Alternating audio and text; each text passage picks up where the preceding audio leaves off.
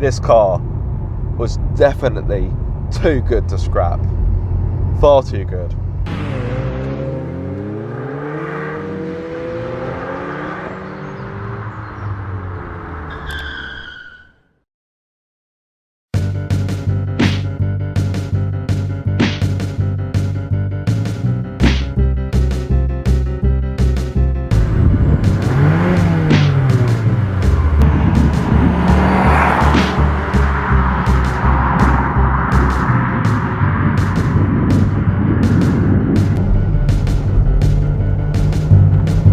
Hang on, something's not right here.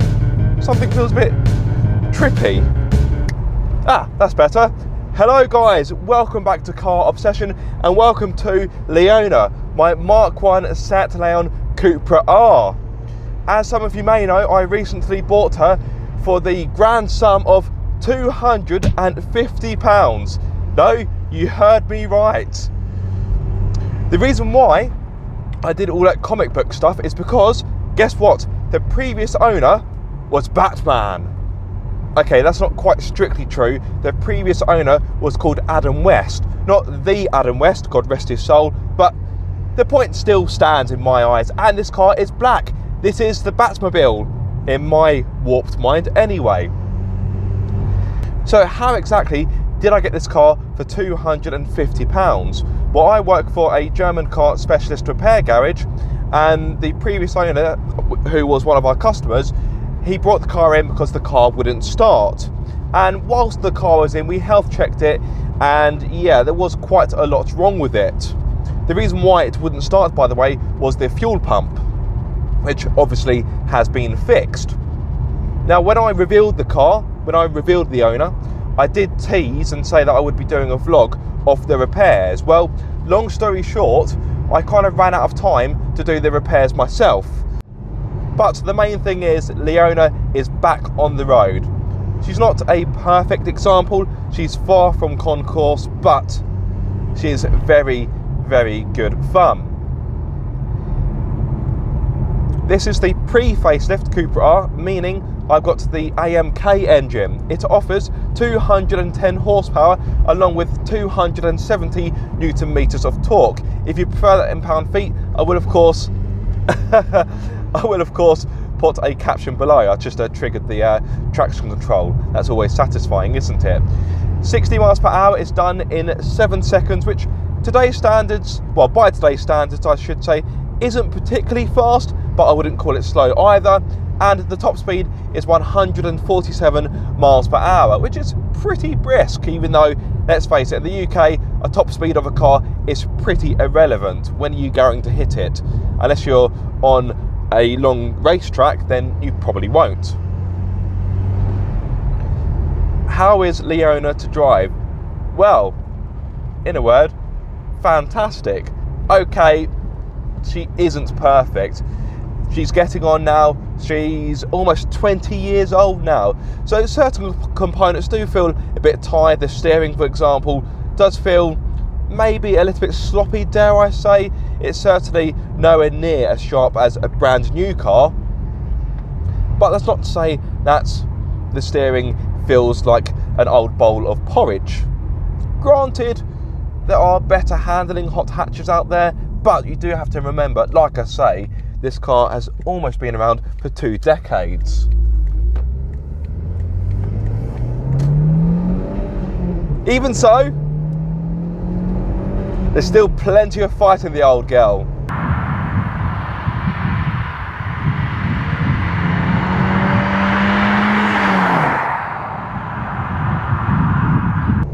Now, as I said, she has 210 horsepower, but the engine feels a little bit stronger than that. I wonder if somewhere along the line she has been remapped. The previous owner said she hasn't been, but I don't know. I could be wrong, but there's something about the power delivery, it just feels a bit remappy, a bit stage 1-y. I will have that confirmed though. I have got Leona booked in at Surrey Rolling Road. I've been there a few times now with Monique, my Mark 1 MX-5, and Leo, my Mark II Leon Cupra. So yes, Leona is all booked in. I'm really intrigued to see how much power she is pushing out, because I'm not convinced she is standard. Speaking of non-standard items, I've got Team Heko. Is that how you pronounce it? Heko? I should really know how that is pronounced. I've got wind deflectors. I've got the sun strip, which I don't really care for, but at least it's black. It kind of blends in with the rest of the car.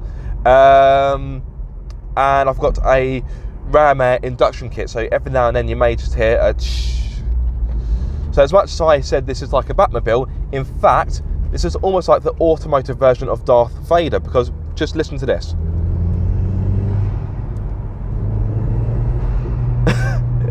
It does sound like Darth Vader. It's fantastic, full of character.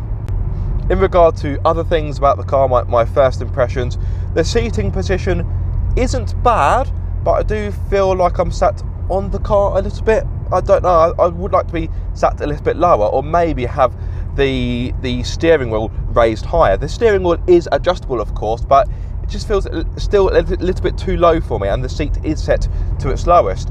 The seats are comfortable, but they're not as supportive or as body hugging as the seats in my Mark II Leon Cupra.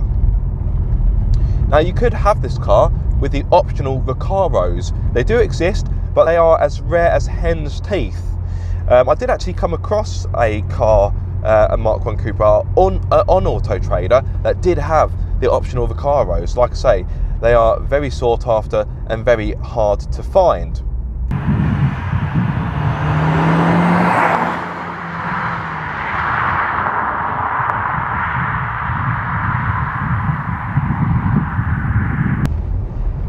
The ride on the whole isn't too bad. It is firm, but not bone shaking. And I think for the type of car this is, sorry, I had to enjoy that corner. For the type of car this is, I would say the ride is agreeable. This is on standard springs, so it isn't on any coilovers or lower ring springs, nothing like that. I have thought about modifying Leona, but I'm a bit hesitant to do so. The reason being is because this may be sad news to some of you watching, but this isn't a car I'm looking to own for the long term. The MOT is due in September, and I'd probably see it through the MOT and then sell it before the end of the year is upon us. The reason why I'm not keeping it long term is because I do want to flip this for a profit. And if I modify the car, that means putting money into it, and that will eat into my profit margin. The other reason why I'm apprehensive about modifying Leona is because when it comes to selling the car, you may find some people aren't interested because the car isn't standard. Don't get me wrong, I know the car has been lightly modified, but you could argue that the mods that have been done are quite easily reversible, so no drama there.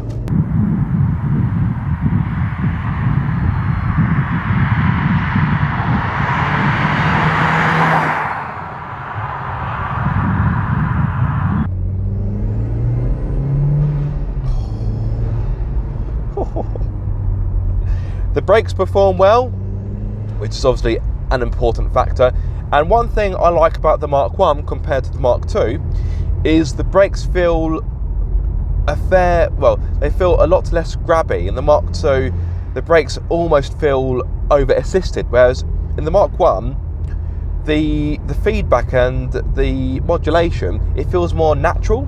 The progression of braking, it just feels better.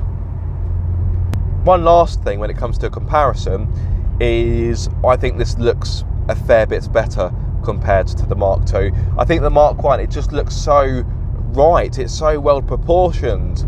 It looks mean, it looks aggressive without being showy.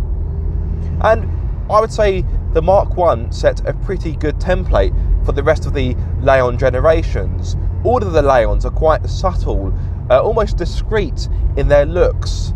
They don't shout about their performance. Yes, you'll have bigger alloys and bigger exhausts, but from a distance, you wouldn't really go, oh yes, that's a hot hatch. Not like, for example, a Focus RS, which even from a distance with its swollen arches and its loud paintwork, you know that's something a bit special. Whereas this, it almost hides its light under a bushel, which for some may be a good thing and a bad thing for others. Whilst we're talking about appearance, you may have noticed that Leona is missing her front splitter. It's quite common for the front splitters to be ripped off these cars, and you'll find a lot of owners, when it comes off, they just don't bother replacing it. Now, I may replace the splitter. I haven't quite made my mind up. But yes, that is definitely something I'm thinking about. In here, it's very retro, almost 90s retro. I know this car is 2003, so not too far on from the 90s, but I like the controls. They're kind of chunky. The button for the heater for the rear windscreen, look how big it is. It's massive. You don't need a button that big, but I don't care. I like it. It's chunky. I really like the retro charm of Leona. I love her noise even more. In regard to the handling, there is a bit of roll in the chassis. I definitely think some coilovers or some lowering springs would work a treat. But like I say, I'm still umming and erring.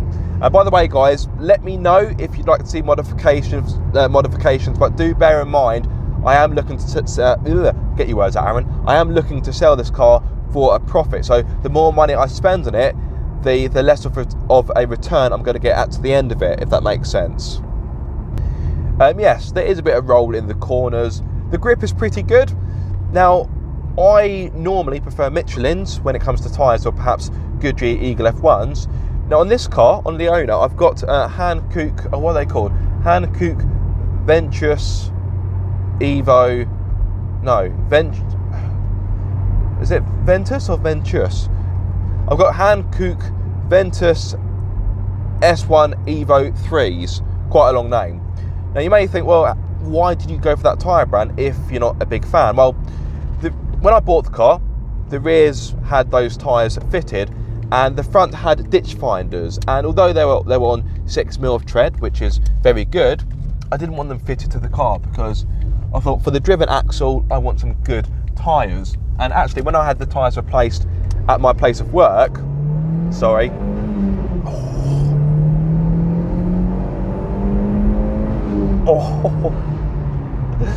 one of the technician fitting the tyres actually rang me up and said, you do realise your front tyres on 6mm, why do you want them replaced? And I said, well, they're ditch finders, I don't want them fitted to the car. And because I wanted both axles to match up and just be a nice bit of symmetry, that's why I went for the Hankooks. And to be fair, they do perform pretty well. Are they enough to outperform a Michelin or a Goodyear? Yeah, probably not, but they are going to be so much better than those awful ditch finders I had. And the wheel alignment was out as well. Oh, look at that R8. Oh. So the first time I drove the car, the steering wheel was angled to the left a bit, and it's quite disconcerting when I was going through the corners because the steering wheel wasn't straight. It was difficult to gauge how much lock I needed to put on. But yes, I've had that sorted. So yeah, had the front tyres replaced, had the geometry sorted.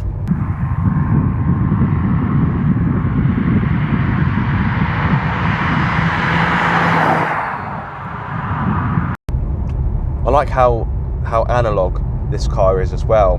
Not much to it. Okay, I've got climate control and I've actually got DAB radio, believe it or not, thanks to a Kenwood aftermarket head unit and a receiver.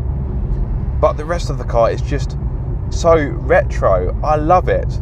The dials are a very classic white fascia with some red lettering and numbers. Well, yeah, there is a bit of lettering. Yeah, it's a very classic Speedo, almost timeless. I really like that. It would be nice to have a little Cupra logo like I do on my Mark II, but hey, I'm nitpicking.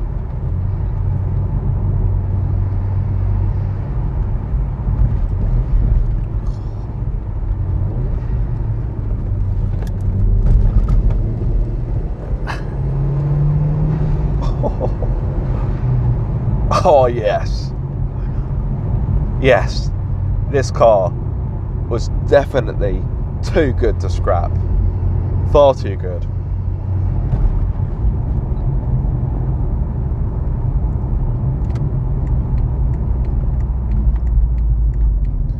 It would have been a crying shame if this car was simply binned. So there would have been no reason. Right guys, I do hope you have enjoyed this video or found it useful. Like I say, if you've got any suggestions in regard to content you would like to see with this car, please do get in touch. Drop me a comment in the comment section below. If you are new to my channel and you just stumbled upon this video, then please do subscribe. I do hope you like the content and like what you see. But yes, time for me to sum up as the light is fading. If you have enjoyed this video, then be sure to like, comment and subscribe. If you are subscribed, don't forget to click the bell icon so you get notified every time I make a video. But until the next time guys, be sure to keep up the car obsession.